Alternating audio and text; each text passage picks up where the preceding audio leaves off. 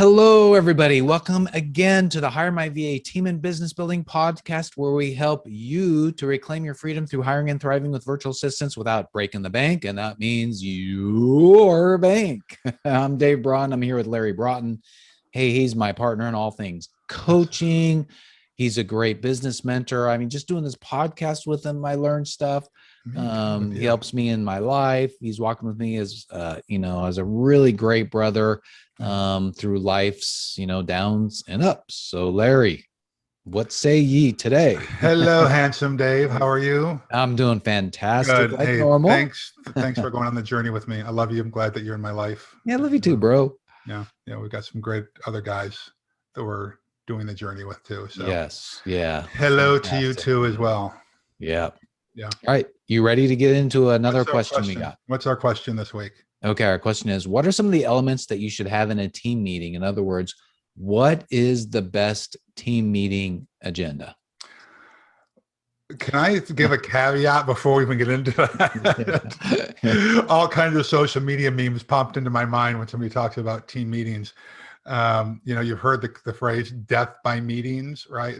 Yeah. Meetings can be so counterproductive if all you're about is meetings, right? And it takes a lot of your team members away from their productive space on what they're doing. So, one of the memes that makes me laugh every time I see it is, this meeting could have been an email. Right? Yeah. Do you really need to have a meeting? I think we need to ask ourselves about that. And the other thing is, when you have a meeting scheduled, are the right team members in the meeting, right? There's nothing worse for a team member to sit there and say, like, them continue asking themselves, how does this impact me? Yeah. Is this even important? Why am I here? So just be careful of those couple of things, I think, before we get going. But I'll say this, Dave, there's a couple of things that I always like to start meetings with, particularly nowadays in the new culture that we're in. I hate this new normal thing. I don't believe that there is a new normal. So we can debate that someday. But really the culture that we're in right now, with the economy and life, I like to start meetings off with a couple of things: celebrations and gratitudes. Right. I think that's a good way to start meetings right now. What are some of the successes that you had since the last time you met? And what are you grateful for? And you can set that up any way you want. We've addressed that in other podcasts, so I don't want to spend much more time on it than that. But let's set the tone for the meeting with some celebrations and gratitudes. Even if it's going to be a tough meeting, start with those.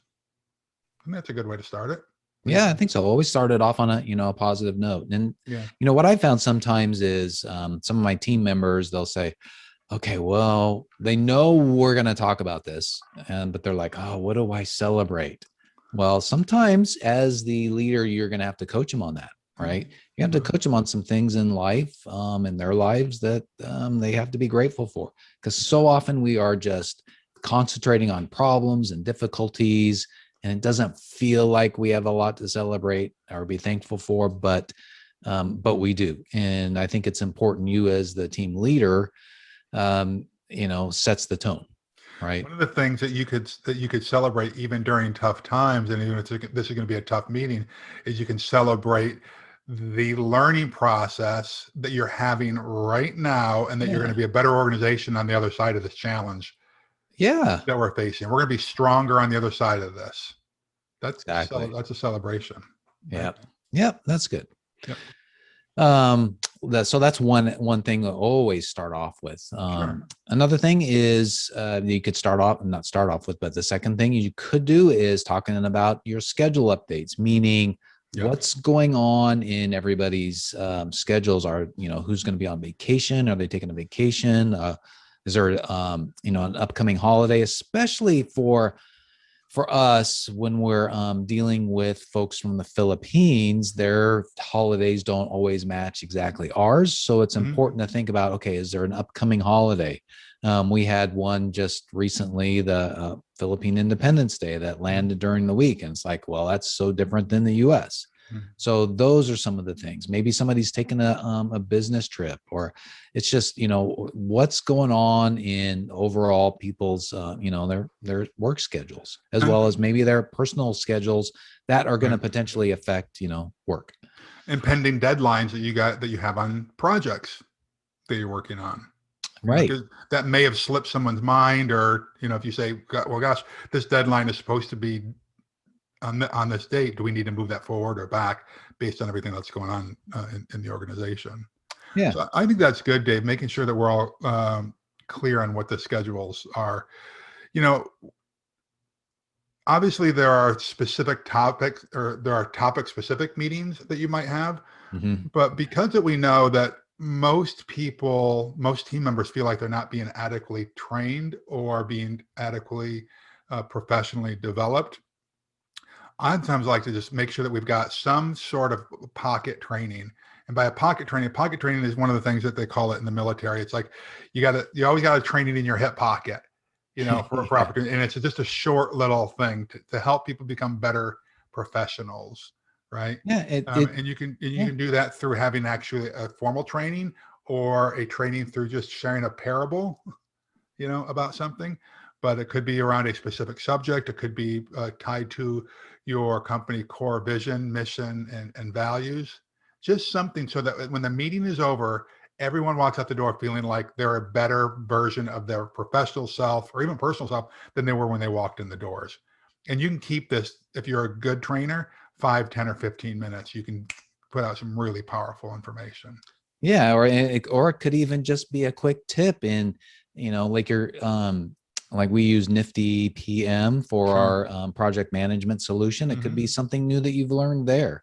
Yeah. Or, it could be, there's so many things. And hopefully you've got a lot of stuff to choose from, because, if you're going to do this on a week to week basis, you should be learning stuff from week to week. There's got to be stuff that you can pull Yeah. in, right? Yeah. You could even, if you wanted to, play this podcast, right? Yeah. For everybody. Yeah. So that's a thought.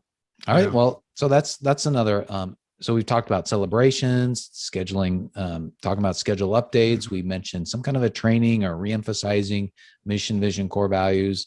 And one of the things that we like to also do, maybe the fourth, is think about, Larry, you talked about victories, but these are kind of like having testimonials. These are victories that you as an organization are having when you're with your clients. Yes.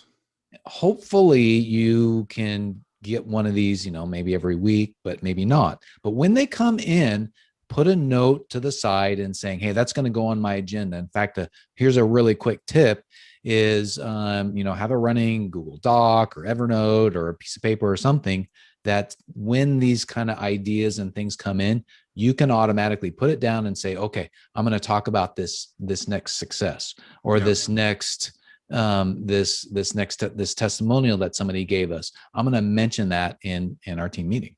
Yeah. One way to institutionalize this kind of testimonial and success thing is something that we do in our organization, the hotel organization, is that when we do our executive committee meetings, we're in a hotel company, for those who don't know, and there are always online review forums, and there are dozens of them, and we monitor them.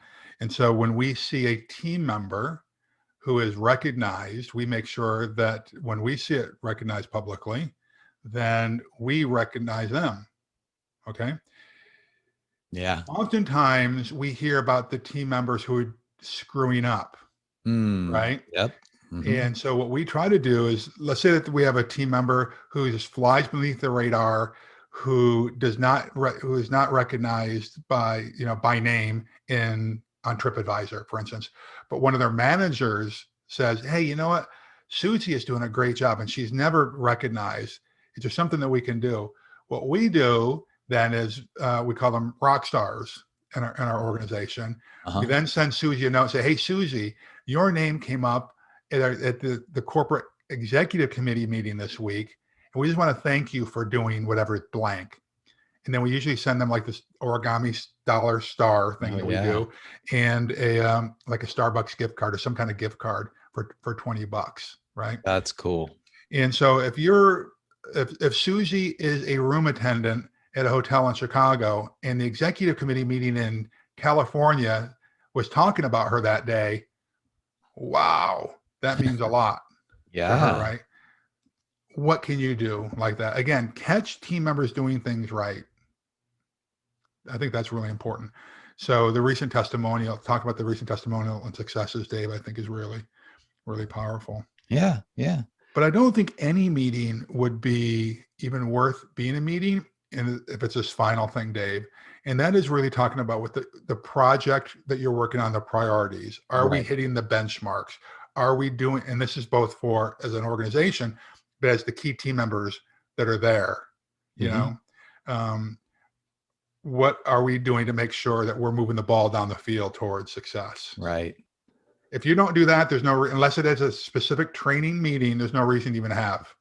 Right. Exactly. Yeah. the Because you meeting. are in the business to serve your clients. That's right. You got to prioritize stuff, you know? Yeah. Yeah. And I think, yeah, you've got to talk about the project priorities, and you've got to make sure that the right person is leading that particular discussion and has prepared what those priorities are. And most of the time it's going to be you. And yeah. And make sure that everyone on the team is courageous enough to be willing to say, hey, we have a roadblock here. Mm-hmm. You know, or I don't have the tools to get this across the finish line, you know, or we're falling short on this, Yeah. you know, because oftentimes people come to these meetings and they're afraid to speak up to share the bad news. Okay. But this ought to be an opportunity to brainstorm and problem solve, you know, with some key players in the organization. Right. Okay. Yeah. It's awesome. Those are some pretty good tips, I think. Is there anything else? I think those are the most awesome tips we got. I think was it 5 or 6? Anyway, it's 5 tips, I think. 5 celebration schedule, some kind of a training or emphasize your mission, vision, core values, recent testimonial, or some kind of a celebrate somebody's success, maybe a team member recognizing them. And then of course your project priorities. Now, then we get into the question of who should lead the meeting. May not be as obvious as you think. Why so? Well, because what I did an experiment once. Why so? I take turns. Exactly. Yeah. In fact, one of our team members, Daff, we go back and forth. She does 1 week leading and I do the next. And right now in our organization, I set all the priorities. So I always take that particular portion of the meeting. Yeah. But I say, well, here's some of the basic stuff cover. Go for it, Daff. And so she puts her flavor on. She shares a meme, something funny. Yeah. And she'll do like a little mini training on stuff. And it's awesome. Yeah. I like doing that as well. And it builds the confidence of the other team members around them. And they feel like, wow, you know, Dave's trusted me to run this time, right? Now I was going to say, it doesn't mean that you just let them do whatever they want, right? No, we're always coach them a little bit. Exactly. Yeah. Yeah. Remember what we were just talking the other day with somebody. It was yes. Delegate, but don't abdicate. Yeah. We were just talking that yesterday. That's critical. That's critical. That's right. So give somebody else an opportunity to lead. You don't always have to be the person to do it.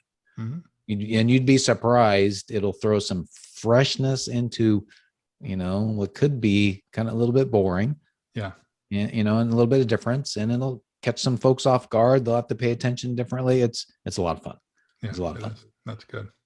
All right. That's good. Anything else, sir? Well, I would just say this. I'd love to hear from you. How do you run your meetings? What have you found an effective way to do your meetings? If you could put that in the comments, or if you're watching this in the HireMyVA or in the Victory community, put that in there. I'd like to hear your feedback.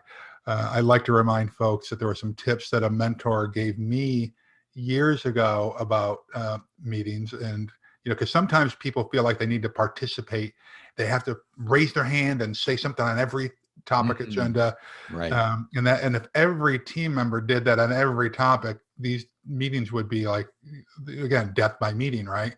I'm a big believer in having short, compact meetings. And so ask yourself this before you, you know, actively I shouldn't say it, before you speak up in a meeting.